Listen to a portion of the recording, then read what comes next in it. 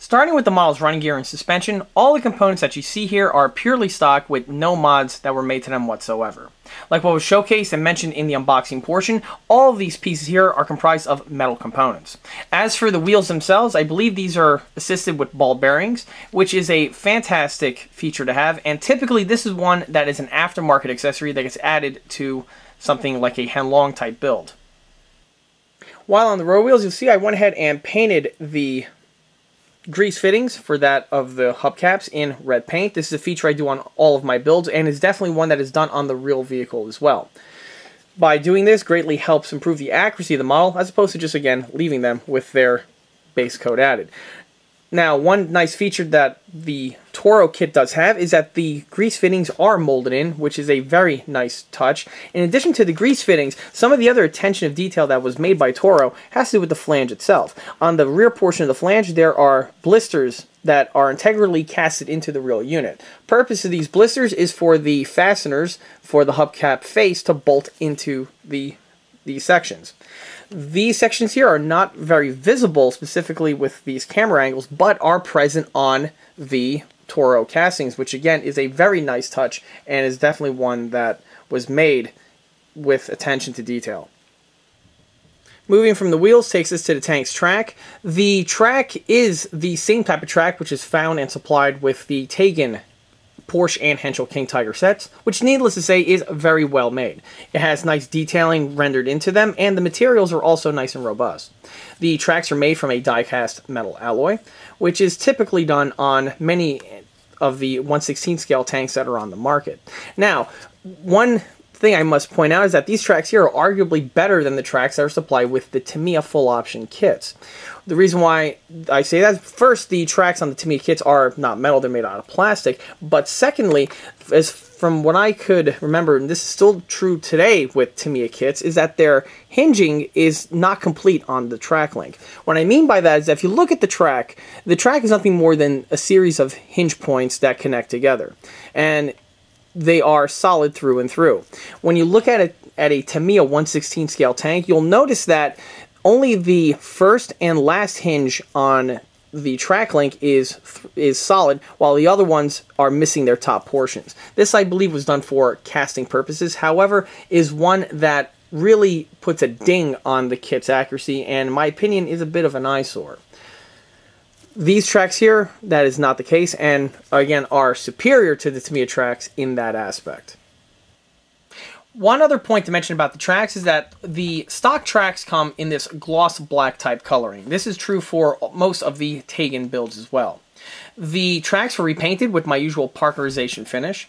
Now, the stock tracks, it's important to point out that on this model here, I noticed that the tracks had this oily residue on the surface. This oily residue would cause problems with the paint adhesion during the repainting process. One procedure I strongly recommend is that before you paint the tracks is to take the tracks and put them in a bucket with some paint thinner. After swishing them around in the paint thinner for a few minutes, the paint thinner will dislodge the oil off of the surface, which will then give you a nice clean surface in order to apply the paint. Of course, you're going to want to let the tracks fully dry, as the wet paint thinner will also cause problems during the painting process. And with something like track links, with all of the nooks and crannies of the hinge work, this is something that is definitely going to be needing to address, as it will take longer to dry than if it was just a paint thinner on a flat surface.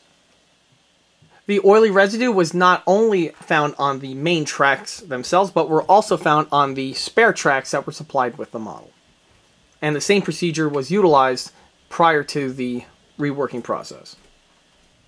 Moving our way to the tank's rear idler wheel system, the idler wheels again are stock, but one feature I want to point out is that they are adjustable. So you can adjust the track tension of your tank. This is a nice feature that is missing on the Henlong models, and unlike the Tamiya King Tigers, the idler system on the Tegans are far superior in their design. And on the Tamiya models, from my memory, you have to get a aftermarket set that locks the idlers firmly in place, which allows you to adjust them better.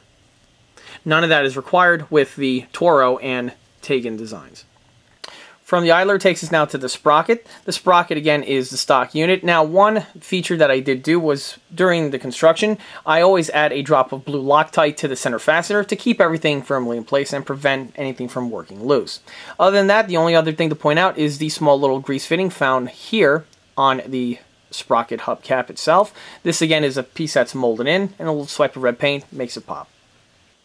Moving from the running gear takes us to the rear hull of the model. Now, this is one area that did receive some attention due to the fact that this was one of the portions of the tank that was damaged. The damage occurred from these two sections over here where the rear plate made contact with the two sections here of the side of the hull. The cracked areas were thoroughly repaired, reinforced, and then all cracks and superficial damage were then blended in with that of the bodywork, thus deleting it. The model was then modified with having added sculpted weld beads in these two sections here, as these are found on the actual tank. Once the repairs were done, it was then time to focus on the rear plate detailing. The first detail I did was that of the rear convoy light. The model does have this detail molded in, as do most 1/16 scale tanks and 1/35 scale tanks, therefore on the market. However, one modification I made was actually I made the piece fully functional. This was done in the same manner that I utilized on the Tegan late production Tiger 1 build that I did a little while ago, in which on the inside there is an LED and it's patched into the circuitry for that of the headlight. With the use of fiber optic, the light runs along the sponson and emits from the convoy light that we have here. When I take the tank for a test run, you'll see the light in better action. Moving from the convoy light takes us to the exhaust system. Now, the exhaust system you see here is the stock unit, but was modified to give it better detailing compared to its original counterpart. Now, on the Torro kit, these components here are all comprised of metal components, which is very nicely done. This would include the armored covers, the exhaust manifold, and the emitting tubes. The modifications that I went ahead and did was that on the stock unit, the jar section over here is comprised of two pieces that is bolted together with a fastener that is exposed on the surface. This fastener was permanently Loctited in place, and then its presence was thoroughly deleted on the surface. In addition to that, cast texturing was then added to these sections over here, which improves the look compared to leaving it stock. The cast texturing was also applied to the armor covers as well. Now, in addition to doing that, the stock unit has two connecting points where it connects to the tank's hull. This is also true for, again, the Tegan units as well. There is the main tube which enters into the hull, which then you would connect the smoke system to. Then there is a second, smaller little column which emerges from this section over here and enters into the hull and is primarily used as an alignment piece. This alignment piece, unfortunately, is a bit of an eyesore and does hurt the look of the component. To remedy this, I simply deleted this column here, sanded away any remnants of this column that were present on the casting, and then everything was then blended over again with the cast texturing. On the rear plate, the section where the column makes contact with the hull was also thoroughly plugged and deleted with the bodywork as well. Finally, one modification that I also made was that on the exhaust manifolds themselves, you'll notice that there's a small little rod on the inside portion of each of the tubes. This is not present with the kit and was added by myself via a Dremel with a small bit and a piece of wire. Now, this is a procedure that I only recommend for someone who's very skilled and has the tooling for such a procedure like this, as you can easily screw this up and will cause nothing but problems. Moving our way down takes us to the tank's jack. The jack and the jack mounts you see here are all stock and are very nicely done. The only modification I made was that I added the little rod detailing that we have here for that of the wing nuts. On the real King Tiger, these wing nuts here would be loosened and the entire piece would then pivot down, which will then allow you to remove the jack.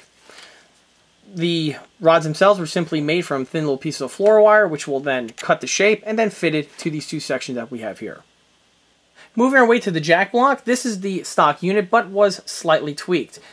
On the original unit, there is a hole in the bottom portion here of the block in its center, and there's also another corresponding hole on the inside portion here of the rear hull plate. From what it looks like to me is that at some point in time, it may have been designed to have a switch hidden in this location over here, as both of these cutouts seem to be switch-shaped in size. On the model, I left the cutout on the rear plate as it's not going to be visible, and on the bottom portion of the jack block I simply plugged up the recess with some sheet styrene and a little bit of bodywork. Once everything was painted and weathered, it was simply mounted to the hull in the same way that it was originally. From the rear plate now takes us to the front plate.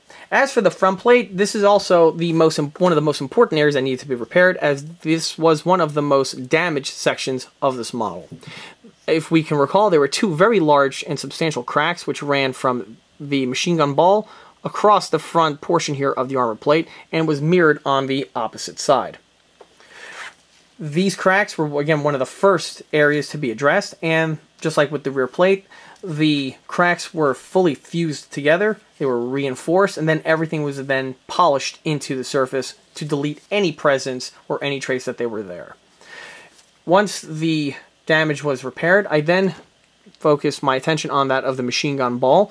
The only mods that were made was that of the addition of cast texturing, as well as the sculpted weld bead. The machine gun itself is stock, and what's a nice feature is that it can pivot left and right and slightly up and down. From the machine gun ball takes us to the travel lock here. The only mod I made was that of some sculpted weld beads here on the lugs that connect the travel lock to that of the front hull. Moving from the travel lock then takes us to the headlight. The headlight on the model is this typical unit which is found on the Tagan tanks, which is that of a die-cast metal unit, which is fully functional. It's a very nice piece and was really left untouched. The only mod that I did make had to do with the conduit detailing for that of the electrical power cord. On the stock model, the real wires enter into the hull directly from the front plate and is absent of this detailing. Now, as for the conduit receptacle, this is present on the molding. However, rather than trying to drill it out and have the wire enter into that location there, this proved to be a little bit problematic, and rather than doing that, it was easier for me to simply delete the molded one and replace it with one of my own resin castings. This is the ECA conduit cover cap, which is found on the ECA 1/16 scale product line. As for the wire itself, this is usually supplied with the ECA set and was simply bent to shape and mounted in the locations that you see here. Also, while on the front, takes us then to the bow hatches. The hatches are fully functional and are very nicely done. On the Torro kit, they are spring retained in place, which keeps them in a nice firm location and prevents them from wobbling around. The hatches themselves, again, can pivot out of the way and then lock directly back in place. Now, one addition that I had to make to the hatches was that on one of the hatches, the die-cast molding left a small little hole in the center of this hatch over here. This was simply plugged up with the bodywork and leaves for a nice seamless appearance. Moving from the bow hatches takes us to the casemate, and starting with the casemate is that of the front armored plate. Now, this is one area of the build that did require some reworking and modifications. On the stock model, in this section over here, there is a LED that emerges from the armor plate, and the purpose of this LED is to signify that you are firing the Airsoft BB gun. Now, these LEDs are always an eyesore on these 1/16 scale models, and it is always something that I address. Typically, I find a way to hide the LED with the detailing of the model, either putting it inside of a coaxial machine gun or inside of the gunner's optic. Rather than utilizing that, for the Jagdtiger, none of these details are present, so I simply omitted it outright. The LED was pushed in, and the hole was thoroughly plugged up and deleted with that of the bodywork. The LED is still present and is just on the inside of the model, hot glued to the interior portion of the casemate. Now, as for the hole, like I said, it was blended into the bodywork, and if you notice, the bodywork has a lot of cast texturing here on the front portion of the armor plate. This is specifically noteworthy for that of the Jagdtiger. Now, typically on German World War II type tanks, the Germans relied mainly on rolled slab steel plates for that of the armor, and the parts would then, of course, all be welded together. Castings for the German vehicles were typically done for smaller fittings like the bow machine gun, the grills, and, well, in this case, not very small, but it would be that of the main gun mantlet. The Jagdtiger is one of the exceptions to this rule, as the entire front armored plate here of this vehicle was comprised of a single casted section that was then reworked in the foundry to cut it to the shape that you see here. On the real Jagdtiger, the front plate and this large blister that we have here, which holds that of the trunnion and the gun mounts, would all be integrally casted as one complete unit. Now, on the Torro kit, the front plate is totally smooth and absent of any sort of texturing, but there is some molded in texturing and stippling done to the blister. There is also molded in cast texturing done to this section here of the mantlet. However, to have everything blend in with the texturing, I went ahead and retextured everything that you see here. This includes the entire front plate as well as the mantlet. Outside of the cast texturing, the mantlet is basically left stock. There wasn't really a whole lot of work that needed to be done to it. The only other addition that I made was a small little sculpted well bead on this center rib here, where the rib makes contact with that of the mantlet. Now, moving on from the mantlet takes us to the Airsoft Gun. Like what was showcased in the unboxing portion, the gun did receive some damage. The damage that occurred on the gun was that of the trunnion pivoting lugs. The Airsoft Gun has these two lugs that are molded in, which locks into a mount on the inside here, in this case of the Jagdtiger, and which allows the gun to pivot up and down. Now, the lug was broken, however, I did have the lug on hand as it was left inside of the packaging of the box. The lug was simply remounted to the Airsoft Gun, heavily reinforced, and then everything was then mounted back into the turret in the exact same way that it was originally designed. With the gun repaired, it was also time to start working on the other revisions done to the casemate. Now, on the Torro model, the way the model is designed is that the casemate top is a separate piece from that of the upper hull, and it is actually bolted to the upper hull with a number of fasteners. It is a nice strong system. However, on the real Jagdtiger, the entire side hull plate here was one continuous piece. And because of the way the Torro model is designed, you do have a seam line that runs on this section here where the upper casemate makes contact with the upper hull. On the model, once the main gun was fully repaired, I went ahead and wanted to mount the upper casemate to the hull in a permanent manner. First, glues and adhesives were utilized to secure these two locations in place, and the fasteners were remounted on in the same way, but with the use of red Loctite. Once everything was permanently affixed, it gave me the opportunity to go ahead and delete and blend in all of the seam work that was remaining. With the seams thoroughly deleted, the model's overall appearance is also greatly improved compared to leaving it stock. Now, in addition to the seam lines, there are several sink points on the casting for that of the casemate. The sinkholes were also plugged up and blended in smooth with the bodywork during the bodywork phase. Along with the sinkholes, there are also two other seams to mention, and that is where the front and the rear plate make contact with the casemate itself. Along these two sections here, you're going to have two very fine seam lines. Again, they're very easy to remove with basic modeling bodywork type techniques. This is, of course, the same on the opposite side of the model. Moving on to the rear of the casemate, this was left literally completely stock with really no mods that were made to it. The model itself is actually a very solid platform to work on, and outside of a couple areas to polish, they do build very quickly and nicely. Now, moving from the rear plate takes us to the periscopes. Now, the periscopes, again, are the stock ones. The only modification I did was I added a small little piece of clear painted over plastic. The plastic replicates that of the prism of the periscope. Now, unlike the periscopes in the front that have the prism detailing integrally molded in, this type of detailing is absent on these periscopes that we have here on top of the casemate, and it's just a simple flat rectangle. By cutting a small little strip of clear plastic, I painted the back portion of the plastic with flat black, to which then I simply glued it on to this section here. This gives you the nice glossy nature of a periscope, and it gives you a little bit of a standoff, which differentiates it from trying to just leave the piece flat and just trying to paint it black with that of a paintbrush. It's definitely an improvement that is a small one, but in my opinion also makes the model shine a little bit more. Moving our way to the top portion of the casemate hut takes us to the roof. Now, the roof detailing you see here is all stock. However, the just like with the side of the casemate with the sinkholes, there are a number of sinkholes that I found on this particular model here. The reason for the sinkholes is, again, has to do with that of the mounting lugs on the interior portion for that of the mounts that hold up the elevation unit. These sinkholes were quickly and thoroughly deleted and blended in, again, with the bodywork. Now, another tweak I made was that of the antenna base. The model's antenna base is molded into the casemate and is a decent quality. The only modification I made was that I drilled out the center with a micro Dremel bit, which allowed me a platform to mount on that of the wire antenna. As for the front lug that we have here, this lift lug here is a new scratch built piece, as the original one was broken and was missing on the model when I received it.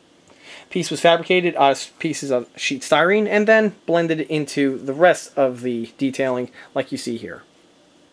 One other bit of detailing to point out was that of the small little tie-down loops that we have here across the entire top portion of the casemate. These details here are not supplied with the kit and are fabricated out of simple pieces of thin wire that were bent to shape and mounted to small little holes that I drilled into the casemate. This was definitely something that does help the look of the model, and is one that has to be done with caution, as you need to carefully measure out where these holes are, as you don't want to have the handles canted or cockeyed, as well as you all want to have them in a nice uniform manner. This is also symmetrical on both sides and front and rear portion of the casemate itself. Once added, again, it does make the model pop compared to leaving them absent.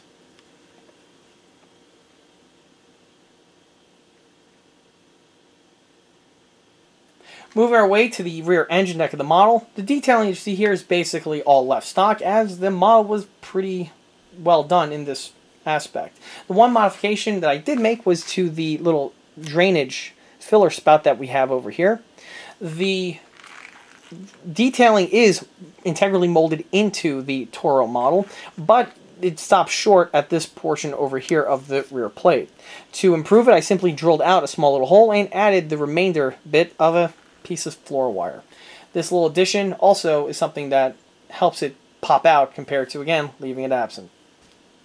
Moving from the filler spout takes us to the tank's anti-aircraft pintle mount. Now, this is another bit of detailing that is very unique and is exclusively found on the Jagdtiger.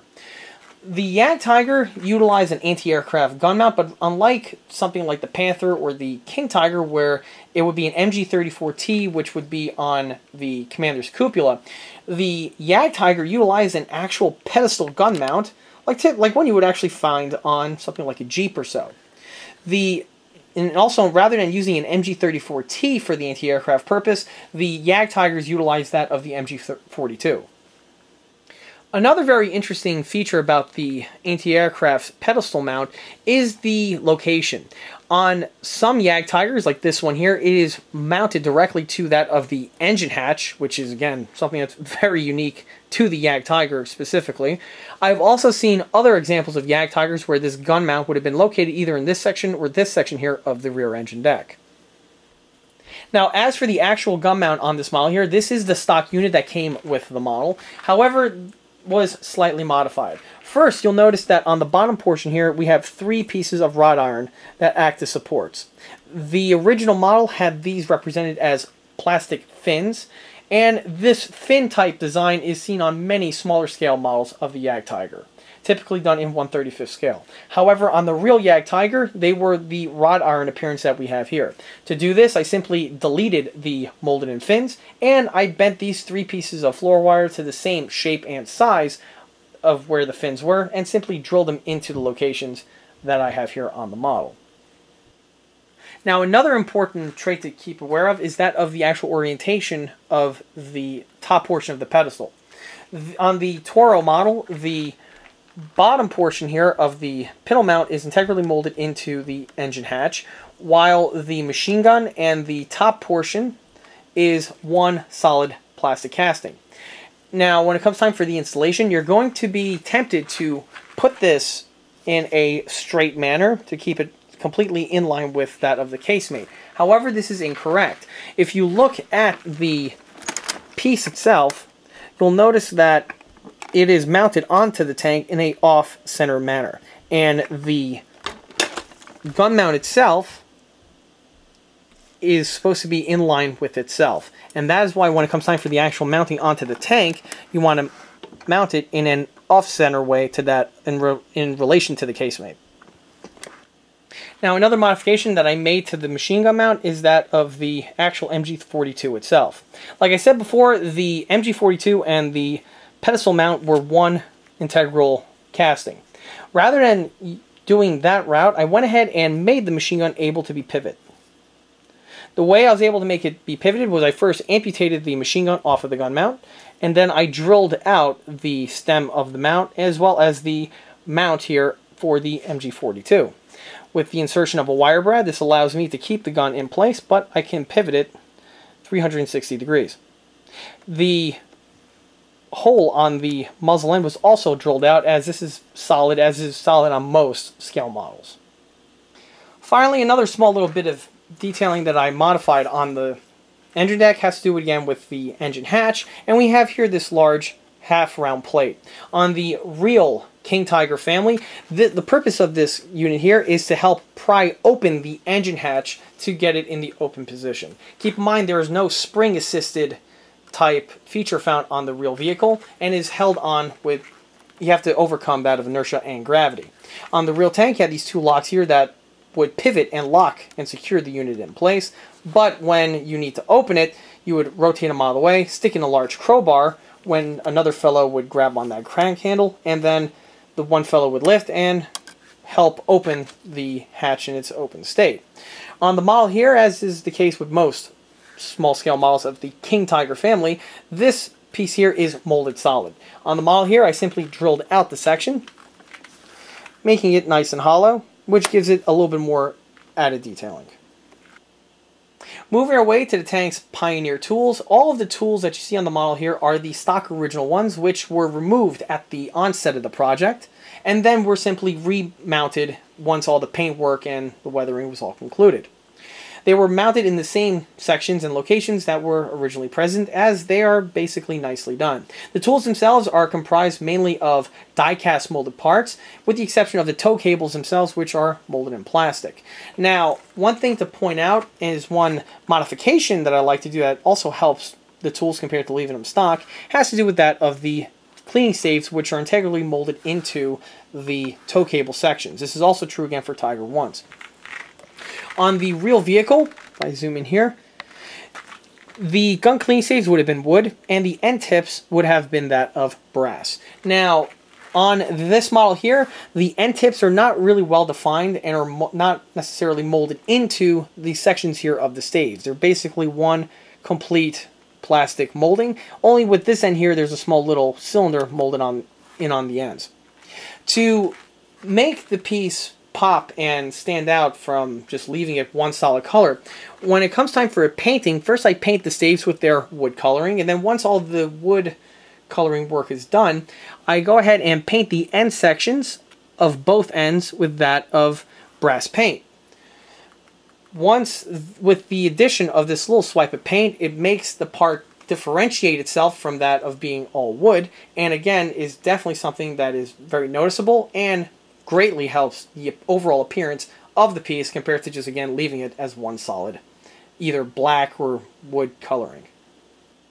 This is true for both sides of the model, and is, again, a type of procedure that doesn't take a whole lot of time to do, but then also yields a lot of benefits. Specifically, since basically almost everyone out there forgets to do this little procedure. As for the paint and the markings, the model is purely fictional and is not based on an actual Jagdtiger. The camouflage is your typical three-tone German camo and is applied in my usual format with my usual type of weathering. As for the markings, they are water slide decals that were again spare and rummaged from my spare decal bin. I believe the numbers are from the Tamiya 1/25th scale Tiger 1, and the crosses are actually from the 1/35th scale Dragon Mouse Super Heavy Tank. The markings are a good quality and went on without any issues. Now, it is important to point out that there is a aftermarket decal set for the 1/16 scale Jagdtiger from Elite Armor. I strongly recommend that decal set, as their decals have been very good in the past and are definitely ones that I recommend for anyone who's building their Jagdtiger and wants to put markings on them. The reason why I didn't purchase the set of markings for this particular build here was, again, I was trying to go for a fictional vehicle, and the Jagdtiger decal set from Elite Armor are specific for certain types of Jagdtigers that actually existed. Now, before I go ahead and take the tank on a test drive, let me just first go over the mechanical systems. Now, under the hood, the model is purely stock gearbox and stock electronics. Now, there are people out there that swap out the stock electronics with better hobby grade ones that are found on the aftermarket scene. As for the gearbox that this model has is the steel ball bearing gearbox, which are sold by Tegan, and the gearbox is phenomenal. These gearboxes I've used in the past and definitely strongly recommended for anyone who has or is upgrading a 1/16 scale tank. Now, as a quick walkthrough, the way to turn the tank on is via under the engine hatch. Now, this is purely stock, and I didn't really make any mods to this aspect of the model. The hatch opens up, and here you have your control panel. The large switch here is your main power. The small switch here is the cutoff for the smoke system, and this rotary knob here is the volume control for the sound system. Now, this tube that we have here was added by myself. This is for refueling of the smoke system. To refuel the smoke system, you simply immerse the tube, pop off the little cover, and here you can refill with the spigot of your smoke system fluid. When you're done, you simply cap it, tuck it away, and close the hatch, and you're ready to go.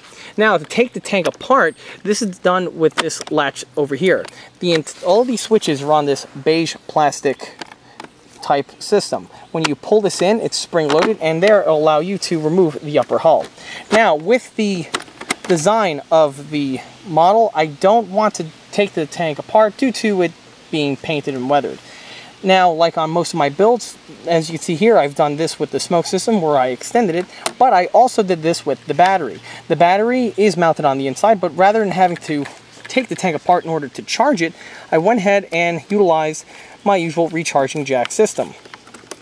Now, one advantage about the Jagdtiger is with these two large doors here in the back, you can easily get access to the interior portion of the model. Here we have the tank's recharge jack. These are the ones that are found on the EastCoastArmory.com product line, and the way they basically work is they patch into the tank's electronics with no mods or soldering necessary. It's just all a plug-and-play assembly. This bridges between the battery and the tank's power supply. You simply plug this in, and now with this installed, like if I need to recharge the tank, I pull out the cord, hook this up to my charger, and I'm charging the battery. When I'm done, I simply unplug the battery, stuff this inside of the model, close up the hatches, and off to the races I go. As for the stock radio, that's this system here. Now, the radio was slightly damaged in that the antenna cover was broken. I repaired it with a small steel nail, and the pieces back to operational condition. Now, to turn on the tank, I simply, again, pivot the hatch out of the way, hit this little switch, and if you notice, I painted red, as I typically do on my builds, to indicate which way is power on. And since I was driving indoors and want to drive outdoors now, I'm also going to turn on the smoke system. I always like driving the tanks on my own personal time with the smoke system generally off, as I like to save the filament and also to prevent and prolong the life of the smoke system, preventing wear and tear. The tank is currently on, as you can hear from its internal cooling fan. And with the radio on, with its light, I am now going to fire up the sound system.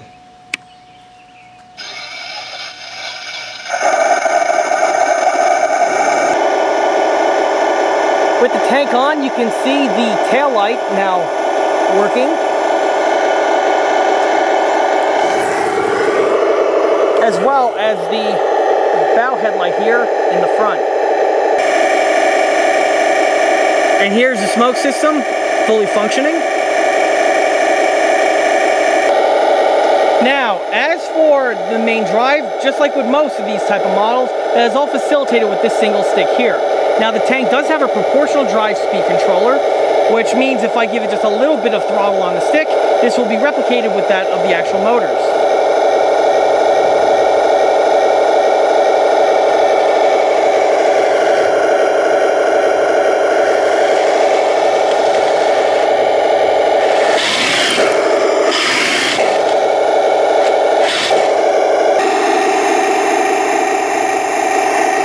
With the volume lowered, I can now walk through the rest of the remaining features.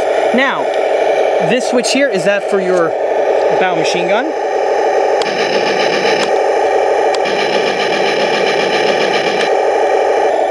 Now for this model, where things get interesting is with this stick here. Now normally left and right will rotate the turret on the model. However, this being a casemate design, obviously there is no turret to rotate. Now there is still sound functions when you move the stick left and right, but there is actually no function. Now on the real Jagdtiger, it's important to point out that the entire gun can pivot left and right. Unfortunately, this feature was not built into the Torro model. And if you hit the function on the stick, it's just a dead function. What, however, this model can do is that the barrel can elevate and depress. And like with most of these type of builds, the elevation depress is on a single circuit and is on a controlled loop. Now, because this model does have the airsoft firing capability, to service the airsoft gun, that is done via the commander's hatch that we have here. This is the shutoff for the airsoft gun, and this location also doubles this is the hopper for that of the BBs. You put the BBs in here, and they funnel into the airsoft gun. To fire the airsoft gun, that's facilitated by pushing up here on the radio. When the BB fires, when the tank is staying stationary, the tank will have mock recoil with the jolting back that you saw here. This is again a typical feature which is used on these 1/16 scale type models.